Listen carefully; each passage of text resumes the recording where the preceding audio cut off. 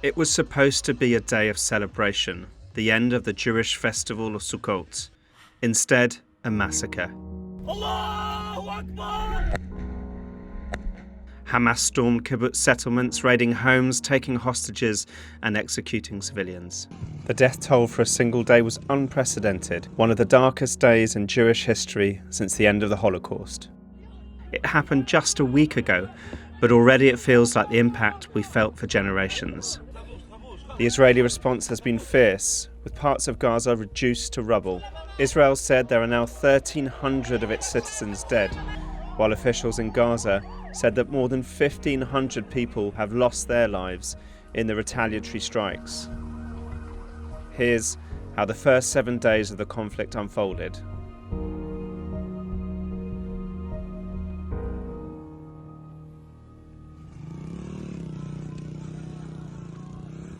The 7th of October 2023, already described by some as Israel's 9/11, the day one of the most impenetrable security lines was breached.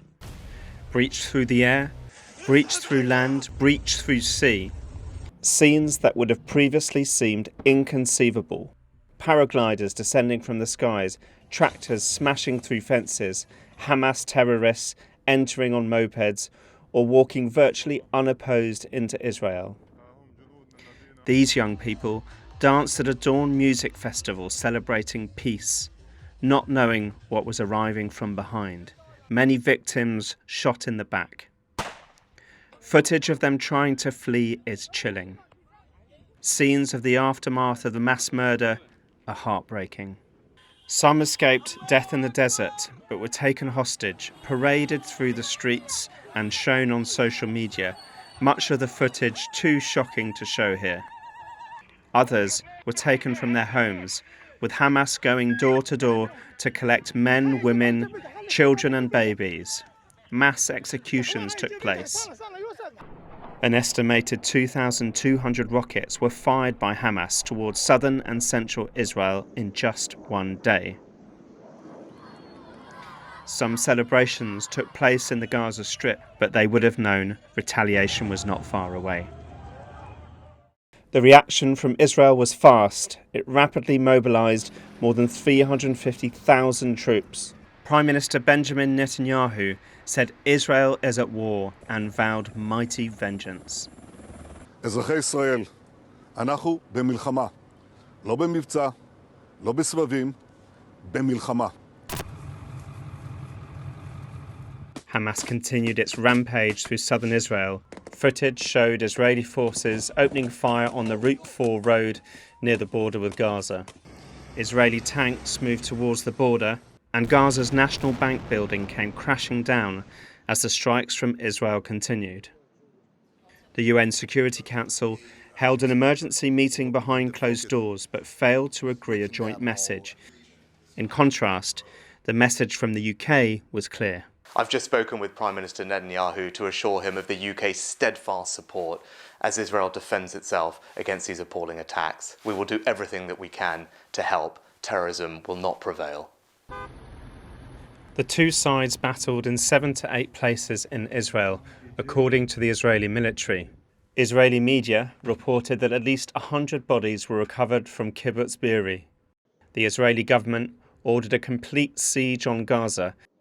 המעברים סגורים ברצועה. אין חשמל ברצועה. אין נכנס ואין בא לרצועה. עזה במצור.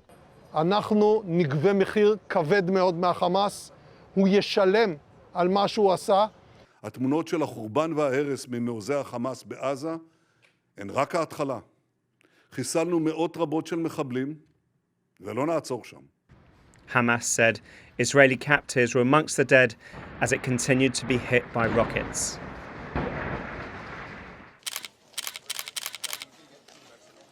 The bodies of babies and children who'd been massacred by Hamas were discovered by Israeli soldiers in one of the last villages to be recaptured from the terrorist group. They were among dozens of dead civilians found in the kibbutz of Kfar Azar. Good afternoon. US President Joe Biden said Hamas had committed an act of sheer evil, pledging military assistance to help Israel and restore its Iron Dome air defense system. The bloody hands of the terrorist organization Hamas, a group whose stated purpose for being is to kill Jews. We must be crystal clear. We stand with Israel. We stand with Israel. Israel's military urged civilians to flee the Gaza Strip before what it described as very, very aggressive operations against Hamas. But an airstrike near the sole operating border crossing with Egypt forced the checkpoint to close, leaving no legal exit route. Journalists were invited onto the Kibbutz Be'eri to get a sense of the brutal massacre that occurred there on Saturday, and they spoke of the overwhelming smell of decomposing bodies. In Gaza, injured children in complete shock were taken into ambulances in the city of Khan Yunis, covered in dust after another night of airstrikes. Gaza City had borne the brunt of it, with buildings reduced to rubble and those who had not died left trying to find some shelter. A paramedic failed to hold back the tears as reality struck.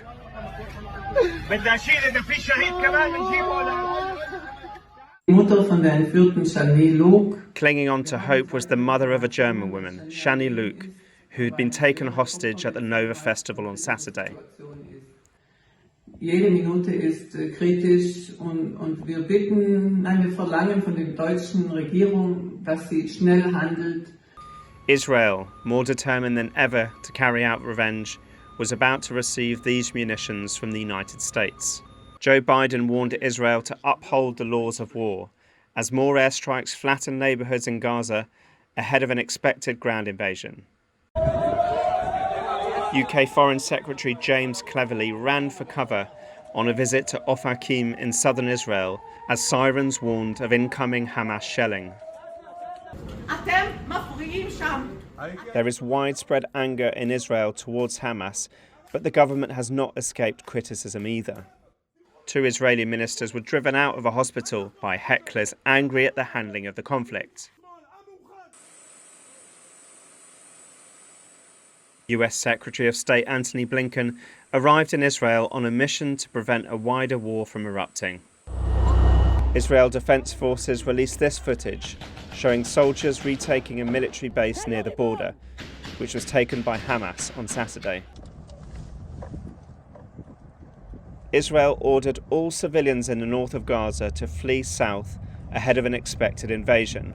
The command sparked widespread panic among civilians and aid workers, contending with a total siege and territory-wide blackout. Israel's plea was rejected by Hamas.